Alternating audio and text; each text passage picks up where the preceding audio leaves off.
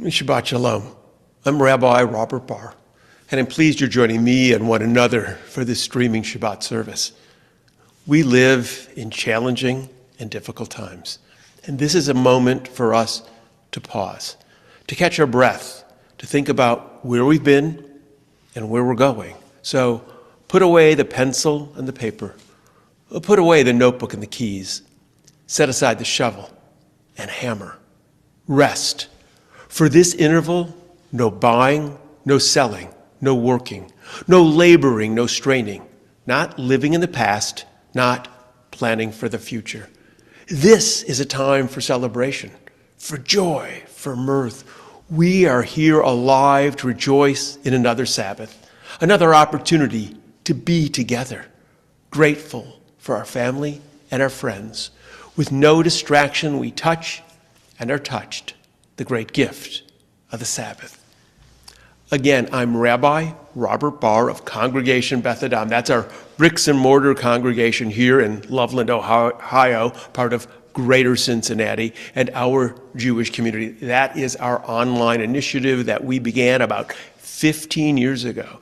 And being online has been incredibly important. It allowed us to reach people literally around the world. It allowed us to stay connected during the COVID pandemic. It allows us to stay connected even today with you.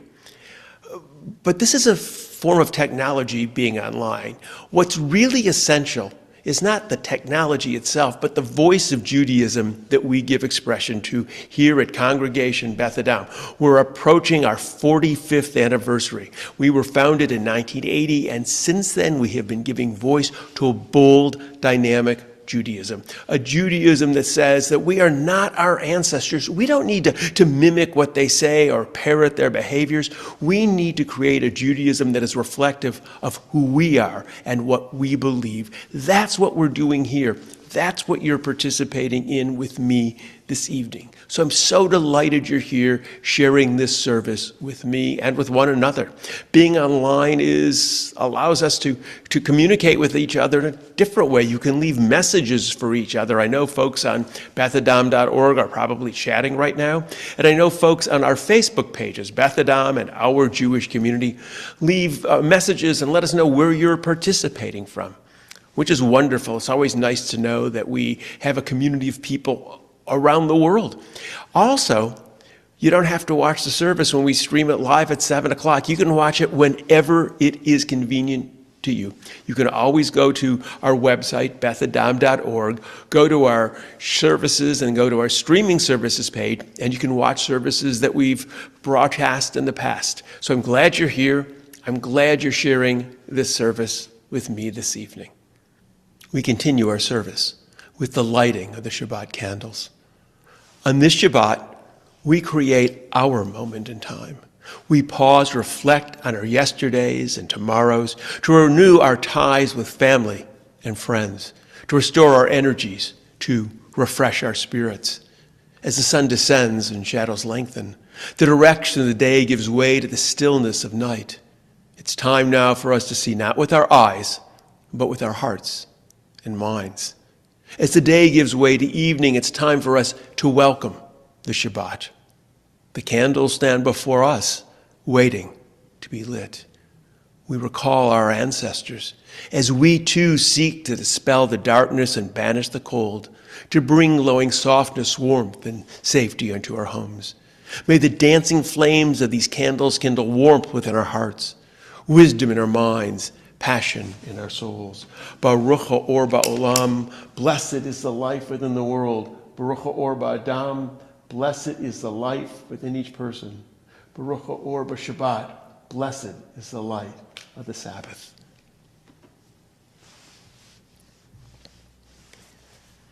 In time, disturbances will pass. Difficulties will dissolve. In time, aggravations will be forgotten. Obstacles will be overcome. In time, we will find solutions even to our most pressing concerns. Mountains move and even disappear. Clouds part, revealing an ever-present sun. In time, moments of desperation will give way to an inner calm, and through others, we will find comfort for our fears. In time, may we find ways to accept life's unending turbulence completely and move gently forward in time. I am delighted to share with you a conversation that I had with Rabbi Lauren Werber. Those of you who have been part of our community know that she has just been elected to succeed me as the next rabbi chief executive of our congregation. She was in town a few days ago, and I had a chance to sit down right here and talk with her about her experiences and about her hopes. It's an exciting conversation. This is an exciting moment in the history of Beth Adam. So I am so excited and so pleased to welcome Rabbi Lauren Werber. For those of you who've been part of our community and our congregation, they know that you were elected and affirmed at our congregational meeting to be our next rabbi, our next RCE to succeed me. And I am so excited that you're here and we can sit and chat for a little bit. I want to make sure everyone has a chance to meet you. They're going to really meet you starting in July sometime and next congregational year, but you came to town and I thought this would be a great opportunity to chat. So welcome. Thank you. I'm glad to be here, just as excited as you are, maybe more excited than you are. So glad we have this time. Good. So we're recording the service. I know it's a Friday night service, but truth be told, we are actually recording this on a Sunday afternoon. You were able to come to Cincinnati and spend the morning at a religious school and seeing what's going on and just walking around. And the fact is, this isn't the first time you've been at Beth Adam. This is the first year. You were a rabbinic intern at Congregation Beth Adam in 2001. We think that's when it was. Well, it was when we built the building. Yep. You were here. So what do you remember about that other than the rabbi was so interesting back then? The rabbi was so fabulous. I remember the move. I remember picking what was staying and what was going. Oh, so you really were there. So for those of you who don't know, we were on Red Bank Road. So we had been in Roselawn, which is old Jewish neighborhood in Cincinnati. We were in a rented space and we had a chapel there. This was before you were involved. And that building got sold and we had a conversation as a congregation and people started thinking about building. So we moved to this sort of strange little office building on Red Bank Road up on the third floor. That's the one I would remember. Yeah. Yes. And then we went from there to move to here. Yep. So I don't remember that you were really part of the move. Which was really a neat thing because you did a lot of teaching on how you picked the place and why and what to consider in the move. And that stuff I never would have learned anywhere else. So I remember that. I remember being really impressed with and moved by the liturgy and the idea that congregants can create it and everything doesn't have to be coming top down and everything doesn't have to look like it always looked. That was really, I would say freeing, but more, it broadened my understanding of what I can do and what a community can do. And I remember being also impressed with the integrity of the teaching and going down to the youngest of kids and teaching in a way from the beginning that was consistent with belief. Because the way I was sort of understood Jewish teaching is you start with the Torah stories as they are, and as people get older, you start to look at them differently and then differently again and differently again. But the original foundation is very different than what you study once you're older. And Beth Adam was the first place I saw that consistently through time you can teach a certain way and still maintain connections to Jewish life and Jewish tradition.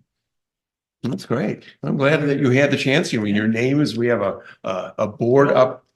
It's a plaque that has all the interns who had worked here over the years, and you're there, and then you're back. It's amazing, and it oddly because we've been in touch on and off, but not over time consistently, and yet it felt like a homecoming as soon as I came back, and that was a really neat feeling that I wasn't sure would be true. It's been a long time. So what have you been doing since? What year were you ordained from the college? I was ordained in 2002. And then you want to know where from there? Sure. You want to know where she would, where you just been waiting in the wings for. I've been waiting and you just wouldn't retire. I kept looking. Other people said, geez, he wouldn't retire. No, I spent my first 5 years in Akron, Ohio, as assistant and then associate at Temple Israel. And that's where I kind of grew my family. So we went with a 1.5-year-old. We had my son and got my daughter just before I left there, if I remember right. And then moved on to what was going to be a 1 or 2 year job in Elyria, Ohio, west of Cleveland. And the idea was that I had these small kids and I wanted to work a little less and would ultimately be actually moving cities and taking a different job in a year or two, probably with a bit more work at that point. And then I fell in love with this little congregation and the small town Jewish community. And that's been the last 17 years and has been really pretty remarkable in many, many ways. And couldn't have been in a better spot for all that time. Right. And then I'm really excited to move to one of the only spots that would make me as excited as I am. That's great. So that's a sort of interesting career. And you've also, and what were some of the things that you were involved in as a rabbi over that 20-year period? It's a long time. The regular rabbi stuff. I mean, right? Regular rabbi stuff. The rabbis do. Yeah. So we'll skip that pretty much. The services and life cycle events and that and adult education, of course. The stuff that I've sort of been the things I've loved or added or been passionate about are, I would say, we're on our second adult B'nai Mitzvah program at congregation I'm at now. We did the first, I would say, maybe 4 or 5 years ago. And we're a very small congregation. We had 13 in that first class. Wow. And I think we just moved the date up so that I can be part of the second ceremony. We'll have 9 or 10 in the second group just a few years later. And that's been a great journey. We somehow ended up getting really into writing our Purim productions. And that's a bigger part than I'd like it to be sometimes, but a lot of fun and a good creative outlet. And you said that's the congregation. I do a lot of it, but then we have a congregational chorus, a talent optional congregational chorus. And we now have someone else who does some writing, which is fun. My husband's involved in some music and tech with it. So it's a congregational affair, I would say. I've done a few things in the social justice realm that I've really enjoyed. I'm looking forward to doing more of that. And I guess, I've really enjoyed certain aspects of education, religious school education, and then adult education being really important to me as well. Right. Yeah. Social justice. I mean, you were here today and you saw that the Bar Mitzvah kids were going up to there's a food bank called Life, which for many of you who've been around know, we talk about that. We food drives. They were cooking chili. The adults, there's a group out cooking chili today, and then the kids went up to Life. So social justice as making sure we're responsible adults, social justice as well as we do a climate change here. That's a big piece, and separation of church and state. So There's a lot going on, and I know that, and it's unfortunately a lot of work to do in that realm. A whole lot, yes. And you were doing some interfaith work too. Is that correct? Did you do some interfaith?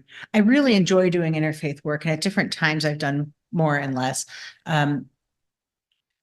Currently, the things I'm involved in are, we had a nice relationship forming with an African-American church in Cleveland, and we had them for a Freedom Seder and they had us for services, and I have a relationship with them and speak there periodically. But since COVID, we haven't really reignited that relationship. Right. I more recently was part of a fellowship, a Black Jewish fellowship called Rekindle, which would be really cool to be able to bring to Cincinnati. And that just brings together exactly what it sounds like, for a little bit more serious dialogue as well as just relationship building, because the two communities don't do as much together as we could and don't recognize as much commonality as we have. So that's more where I've been lately. In the past, we've done more with other churches. I'd love to do more with the Muslim community. That's been I've been on panels and worked with the Muslim community occasionally, but we haven't been able to maintain an ongoing relationship there. And right now, frankly, it's gotten even harder. I know for a lot of organizations where there have been dialogues, it's been strained between Yeah. the Muslim community and the Jewish community, even between the African American community and the Jewish community, conversations because of the events in Israel. Absolutely. But that's exactly why you want the relationships before the things happen. Right. And in some cases, we've been able to build those, and in some, we can see how important it is. Because we don't have them, we can Right. see that that's a good next step Right. to take. Great. So, and what do you do to relax? What do I do to relax? Read the Not Bible. enough sleep. Read- Yes, I read Torah. I study Torah every day. I think I guess the things I most enjoy physically, I box and I bicycle. Depends what season for which one goes first on the list. So whenever the weather's good, bicycle comes first. So when you box, because I heard this, you're not, are you I'm punching not punching people in the face. Are they punching you in the face? They are not. Okay. So I have done a couple of classes, and again, I did it into COVID, but haven't fully picked it back up, where you're punching mitts, right? So the person you're working with has essentially padded gloves on that you're hitting, but you're not sparring. And then stuff with a heavy bag. I also do a goofy virtual reality fitness boxing. That's a lot of fun. And then cycling, I don't like the indoor stuff. I should be doing it to strengthen the outdoor, but when the seasons change, then I'll do more biking than boxing. And you're a big biker. I mean, it's not like I have a hard time considering myself serious, but I do ride a lot. Yes. I mean, it's not like going around the block. It's miles at a time. Yes. So that was another fun thing is we did a fundraiser for the first and only time so far that I rode 100 miles was to celebrate 1 year of cycling, and we made it into a temple fundraiser. Wow. Back home, which was they keep asking me to do it again. I said, no one will do it twice, but in a new city, you never know. I guess naive or uninformed. How long does it take to ride 100 miles? If you're going 100 miles an hour, it's 1 hour. I know that. Right. But for a human. So I was on my old, very slow bike at that time. Now, about 15 miles an hour would be a good pace. We figured if we averaged 12 and a half with stops, that's an 8-hour 100. And that's about what I think it took us. Okay. Wow. Yeah. I'm impressed. But you have to watch daylight if you're a slow rider. You have to do it at the right time. So you have enough daylight. Time of year. Give me a second. Yeah. You want to have enough daylight. You don't want to do it in the middle of winter. Right. But I find about 50 miles is the end of a really fun ride. Okay. More than that, you're riding for me, I'm riding just. Okay. Well, here's an opportunity to ride with the rabbi. Yes. I would love to do little biking trips and reflections. And I hear there's also breweries to be had along the bike trail. So we have some things, although I'm not a beer drinker, we have some synagogue bike rides to think about. Right. So for those of you in Cincinnati, or those of you not in Cincinnati, what I should say is not too far from us is a Loveland bike trail. It's a significant bike trail that is quite large or long, I should say. And it connects to other ones, making it go all the way up to Cleveland. Really? Yeah. Yep. So you're going to drive down? Are you going to ride down from Cleveland? You should pedal all the way down with all your stuff on your back. With all my stuff, that's a plan. Yes, we really do want to do the whole trail, but that would be great. Get rid of everything that doesn't fit on the bicycle. But then the other thing I've been enjoying, and this is a COVID thing. Starting at the beginning of COVID, I started doing online tea with people, and it actually has a little bit of a format to it, as if you're in a coffee shop. And just visiting with people and talking and building connections with old friends, people I hadn't talked to in a long time. And I've maintained some of that. So I still do some online teas. I would say that would be the other relaxing thing. I'm guessing, not to speak for folks online, but I'm going to speak for you folks online. I'm guessing that some of the folks would love to do that with you, to meet, because I know we have an online community. They want to get to know you better. Everyone wants to get to know you. At times this morning, I was trying to pull you out of conversations because everyone wanted to talk to you. But I know folks online would love to get a chance to meet you. Now, we got to be fair. You haven't started yet, right? You're finishing your other congregational responsibilities, and you're going to move here sometime. We start in July. I'm not sure. I don't. Yeah, we have to work out whether it's mid-July or very beginning of August, but it'll be right around there. I'll start here. So and what will happen is, Rabbi Werber is going to be in charge of the congregation. That's starting at that point. We'll be together, doing some things together during the course of the coming year. And when I say coming year, I always think of that's 24, 25 congregational year. I realize I've lived my life in an academic Jewish calendar all my life. So when I say next year, people think I mean like 25. I mean next congregational year that starts in July. Yep. So we'll be working together, and the holidays, and then all the events. We met with Bar and Bat Mitzvah kids who we're going to overlap with. Right. So it's very exciting. It's a moment in time, and we started talking today with adult education about what we can call that ceremony when you get installed. It's a term it's like fingernails on a blackboard, and we're going to talk about that. That's part of the conversation. Is at Beth Adam, we've tried to reimagine things and about liturgy, and even what we call a ceremony can be different. Right. And we've already started talking about, what does the ceremony represent, and therefore what should it be called? So It's not just the name installation being a strange word, but also what are we trying to say, and really thinking towards what's the partnership we're creating, and what are we looking forward to. I don't know what that means. It'll be named, but also what do we want to say during that? What does the service want to look like? And that's why I love Beth Adam, right? Is we have so much control over what we do with that. So yeah, gotta think about it. Gotta think about it. It's pretty exciting. So it's a moment. It's a transition in the history of Beth Adam. It's a seminal moment of the congregation. That you're coming here. I mean, the beauties was that when we started the internship program years ago, the hope was exactly this: that somebody who had worked here would be interested in coming back, and having been out in the field for as long as you have. Not that long. Yeah, not long to me. But because when we're students, I mean, we all, we learn certain things as students, but then you're out in the real world, and we find our voice. Oftentimes, I always think when I work with students at the beginning, even myself, we don't quite have our own rabbinic voice. We're learning. So we're looking at other rabbis who've been out there, trying to figure out how to present ourselves, how we articulate issues, and how we give voice to what we value most. And being out in the field helps us to do that. Absolutely. Right.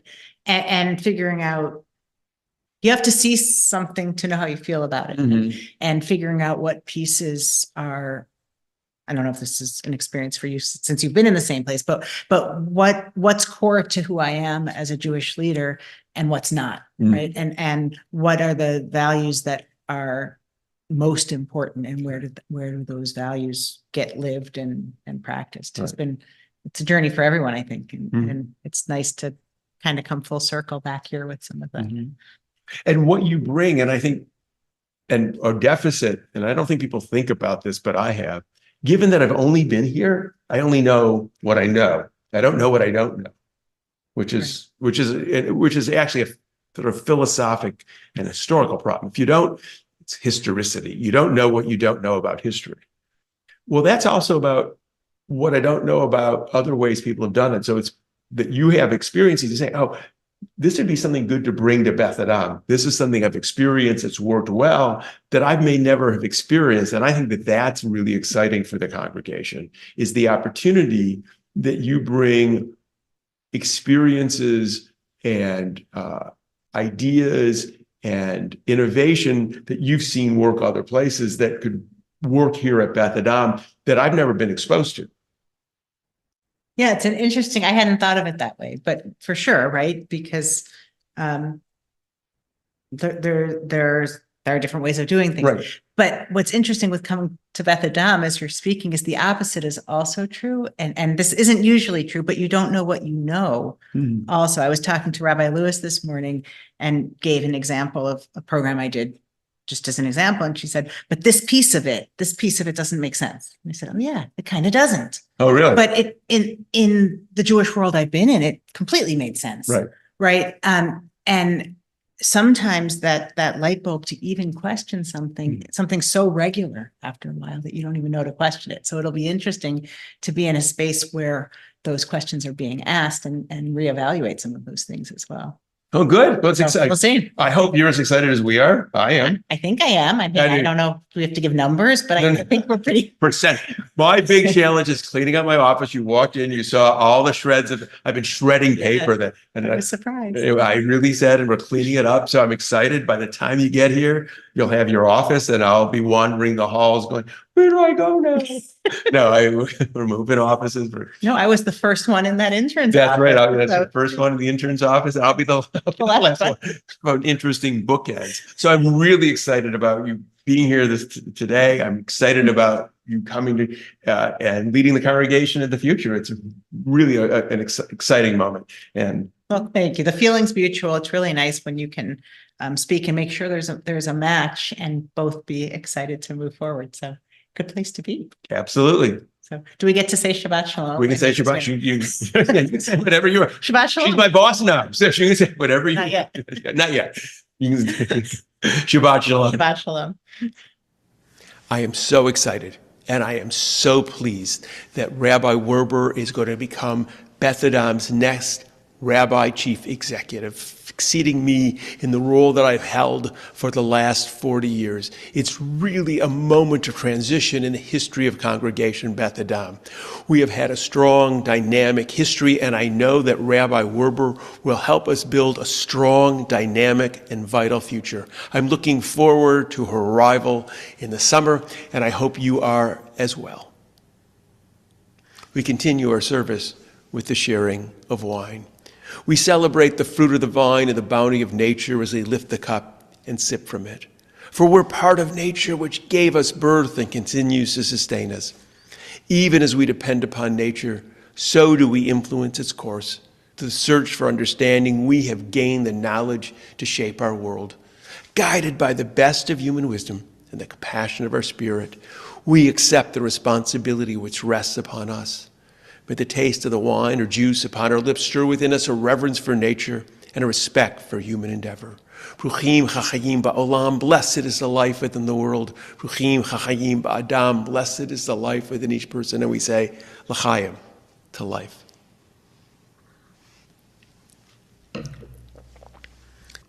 The best way to learn about what is happening at Congregation Beth Adam is to go to our website, bethadam.org. bethadam.org. On our homepage, you will find our calendar of upcoming events, adult educations, midweek programs, streaming services, hybrid services. That's where you can learn about what's happening.